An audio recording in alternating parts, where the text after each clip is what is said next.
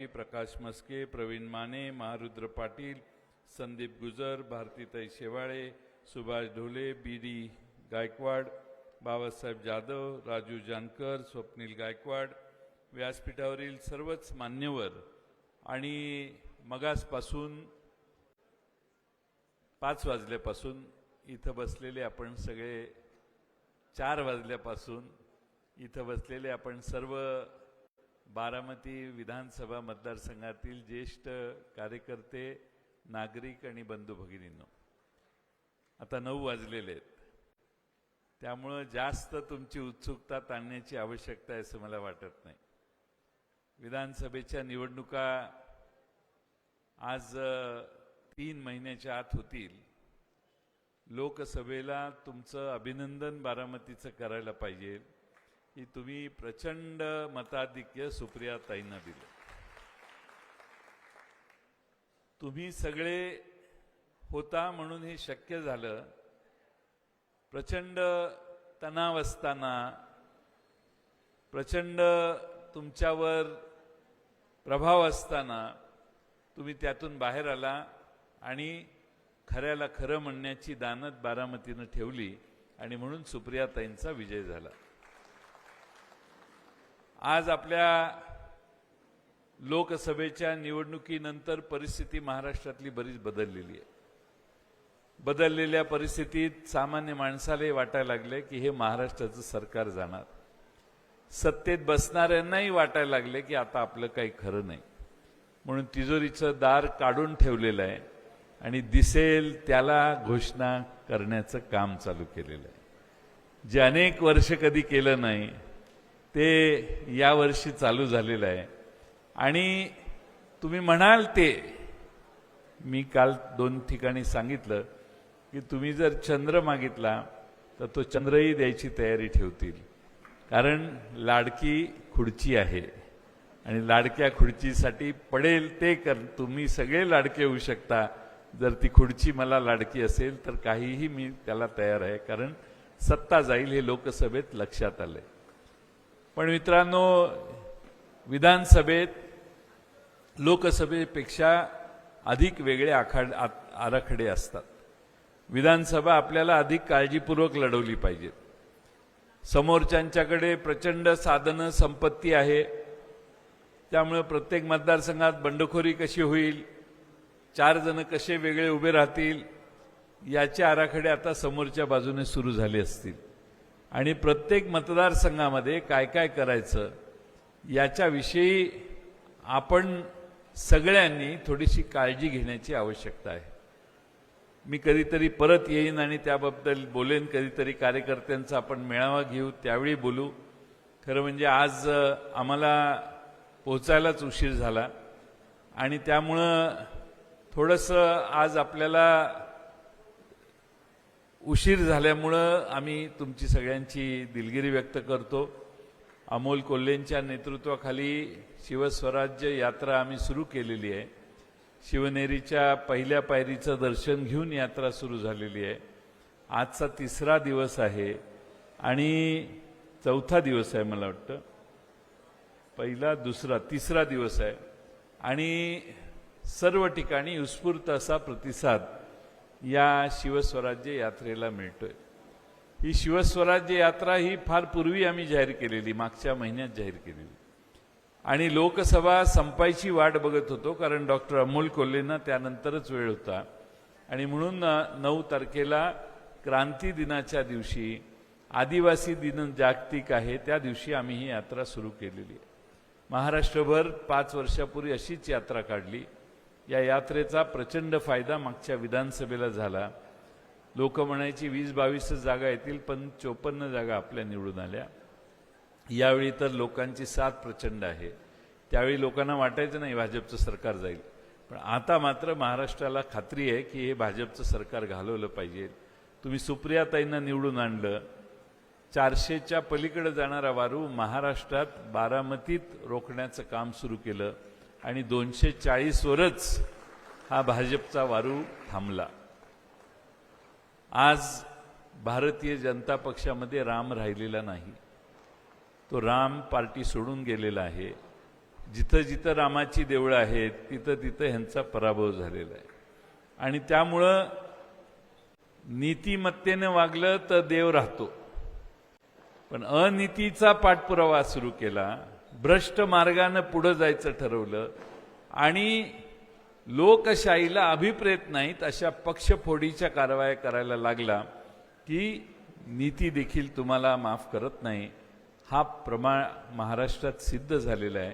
आणि म्हणून महाराष्ट्रामध्ये प्रचंड मोठ्या प्रमाणात लोकसभेला 31 जागा जनतेने महाराष्ट्रात भाजपच्या विरोधी निवडून दिल्या. तुम्हा सर्वांना माझी विनंती आहे की विधानसभेची निवडणूक 2-2.5 महिन्याने होणार आहे. आपण थोडंसं ठामपणाने या प्रचाराच्या कार्याला लागावं. तुतारी वाजवणारा माणूस हे चिन्ह आपलं आहे. आपण सर्वांनी ताकदीनं जर काम केलं तर अशक्य गोष्ट तुम्ही शक्य करून दाखवली आहे. बारामतीत 46,000चं मताधिक्य तुम्ही मिळवलेलं आहे. 48,000, 2,000ही कमी झालेले कबूल सहन होत नाहीत तुम्हाला. त्यामुळे तुम्हाला लीडची काळजी आणि ते टिकावं असं वाटतंय. तर विधानसभेला देखील त्याच पद्धतीनं आपण काम करा. सर्वसाधारण लोकांना विचारलं तर ठराविकच नाव लोक घेतात, पण आज जाऊन कुणाला फुली मारणार याच्याविषयी लोकांचा निर्णय या मतदारसंघात पक्का असतो. आणि म्हणून आपल्या सर्वांच्या वतीनं भविष्य काळामध्ये आपण ठामपणाने निवडणूक लढायचं काम करा. तळागाळापर्यंत जाऊन बूथपर्यंत काम झालं तर विजय तुम्हाला मिळू शकतो. मला विशेष आनंद आहे की युगेंद्र दादा अलीकडे रस घ्यायला लागलेले आहेत आणि पवार साहेबांच्या लोकसभेच्या प्रचारापासून ते आता सगळीकडे फिरायला लागलेले आहेत. त्यामुळं युवकांची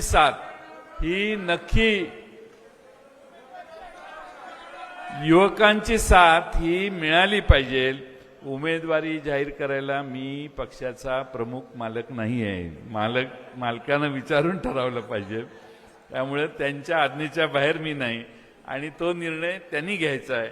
पण तरुणांना कसा पाठिंबा मिळू शकतो तरुणांना हे युगेंद्र दादांच्या रूपानं आज आपण सगळे गावागावात बघतोय. युगेंद्र दादा जिथं जिथं जात आहेत तिथं कार्यकर्ते उत्साहानं पुढे येत आहेत. आणि सार्वजनिक जीवनामध्ये युगेंद्र दादांनी लक्ष घालायला सुरुवात केल्यापासून आपण सगळे आज त्यांना साथ द्यायला लागलेला आहात.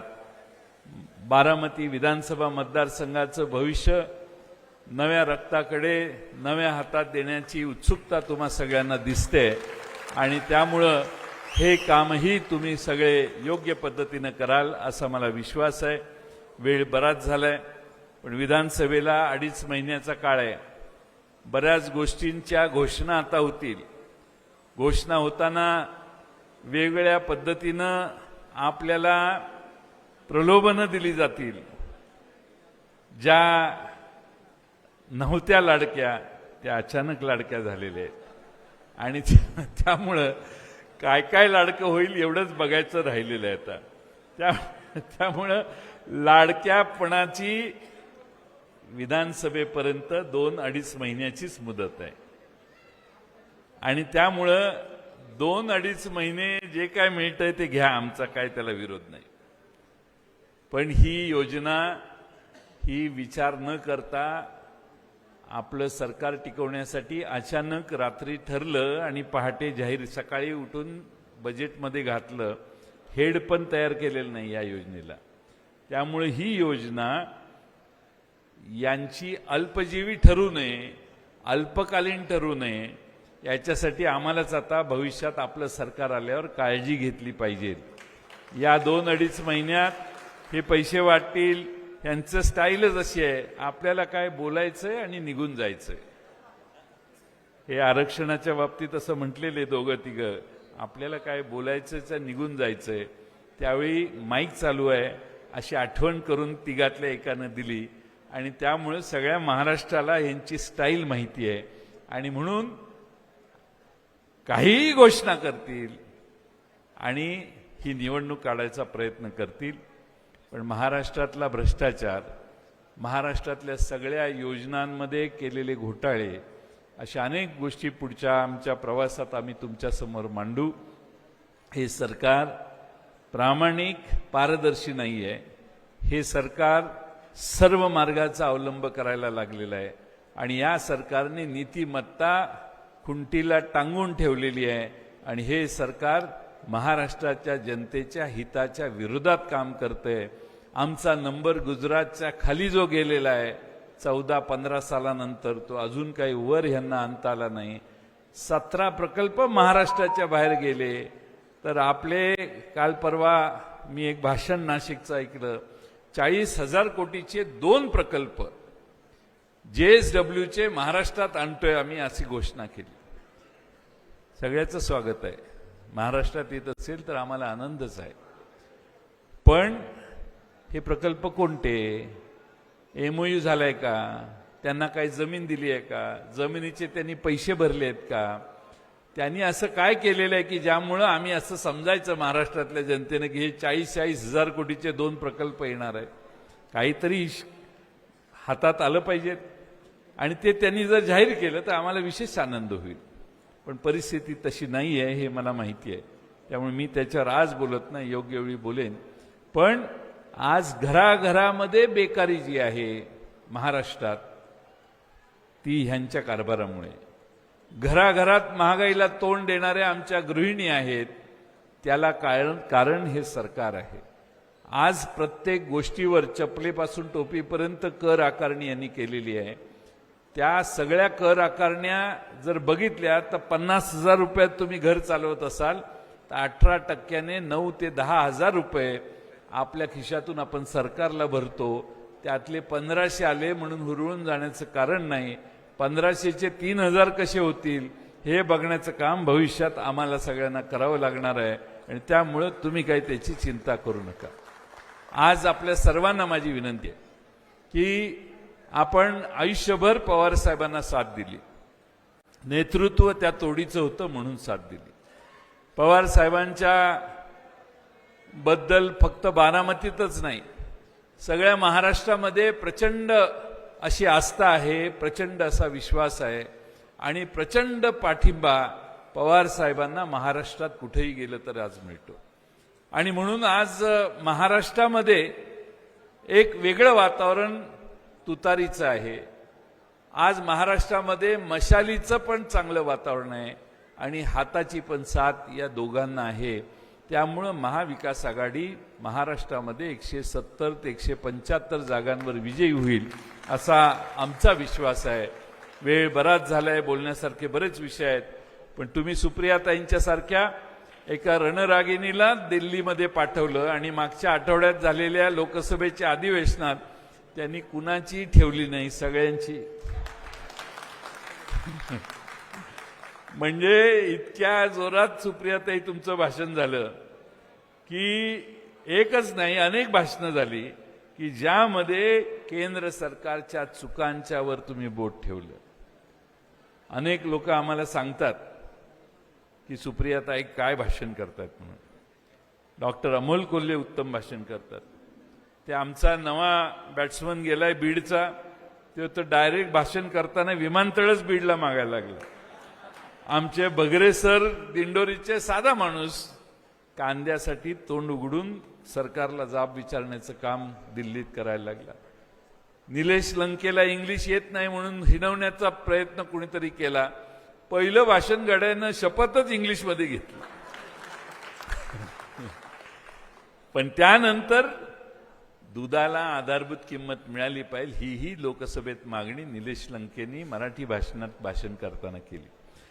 तुमच्या मनात जे आहे ते दिल्लीत जाऊन बोलण्याची पवार साहेबांचे साथीदार हे काम करतायत. तुम्हाला सगळ्यांना आम्ही जे आश्वासन महाराष्ट्रभर फिरून लोकसभेच्या निवडणुकांच्या आधी दिलं त्याची पूर्तता करायला आमचे 8ही आमदार दिल्लीमध्ये आज प्रभावीपणानं काम करतायत. 10 पैकी 8 निवडून आले. ती सातारची पण निवडून आल्यातच जमा आहे. 37,000 पिपाणीला पडले, 35,000 आपली सीट पडली, 2,000 सीट आपली गेली. आणि त्यामुळं 10 पैकी 9 जागांवर पवार साहेब प्रभाव करू शकले. आम्ही म्हणत होतो 14 जागा घेऊया, पण पवार साहेबांनी समजूतदारपणानं महाविकास आघाडी इंटॅक्ट राहावी म्हणून थोडासा त्याग करायचं ठरवलं.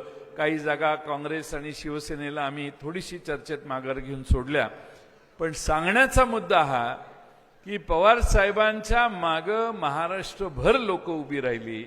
अगदी वर्ध्यापर्यंत वर्ध्याच्या उमेदवाराचा अर्ज भरायला अमर काळेचा भर उन्हात 11-12 वाजल्यापासून 2 वाजेपर्यंत उन्हात मिरवणुकीत टपावर बसून साहेबांनी मिरवणुकीत त्या उमेदवाराच्या बरोबर साथ दिली आणि अर्ज भरायला गेले. सांगण्याचा मतितार्थ पवार साहेबांच्या एकदा डोक्यात बसलं की काही खरं नाही. ती जिद्द एवढी प्रचंड आहे, वयाचा काही हिशेब नाही, वयाचा काही संबंध तिथं नाही. जिद्द एवढी प्रचंड आहे की एकदा मनात घेतलं तर ते पाठ लावूनच सोडतात. त्यामुळे शहाण्या माणसांनी त्यांना डिवचू नये. एकदा जाग केलं आणि आव्हान दिलं तर जेव्हा जेव्हा आव्हान येतं तेव्हा तेव्हा पवारसाहेब ठामपणानं उभा राहतात. वयाचा विषयच कधी येत नाही. आणि म्हणून असा 84 वर्षाचा योद्धा तुम्ही सगळ्यांनी आयुष्यभर तळहाताच्या फोडाप्रमाणे जपला. तुमचे महाराष्ट्रावर बारामतीकरांचे लाख मोलाचे उपकार आहेत. त्यासाठी तुमच्या सगळ्यांचे आभार मानतो. आता 2 महिन्यानं विधानसभा येतील, त्यावेळी जरा व्यवस्थित बोलायला येईन मी. आज जास्त सगळं बोलून तुमच्या डोक्याला परत दुसऱ्या बाजूने त्रास होऊ नये म्हणून मी जास्त काही बोलत नाही. आपण सगळे संख्या निवडून आणू. आधी चांगली संख्या सगळ्यांची येऊ. शिवसेनेची आली पाहिजे, काँग्रेसची आली पाहिजे, आपली आली पाहिजे. कुणाशी स्पर्धा न करता सगळ्यांच्या एकमतानं एका विचारानं आम्ही निर्णय करू आणि महाराष्ट्रामध्ये पुन्हा रामराज्य आणण्याचं काम आम्ही सगळे करू. हा विश्वास तुम्हा सगळ्यांना देतो आणि माझे 2 शब्द पूर्ण करतो. धन्यवाद. धन्यवाद पाटील साहेब. आपण 170 जागा येतील असा ठाम विश्वास केला. त्यामध्ये आमची बारामतीची 1 जागा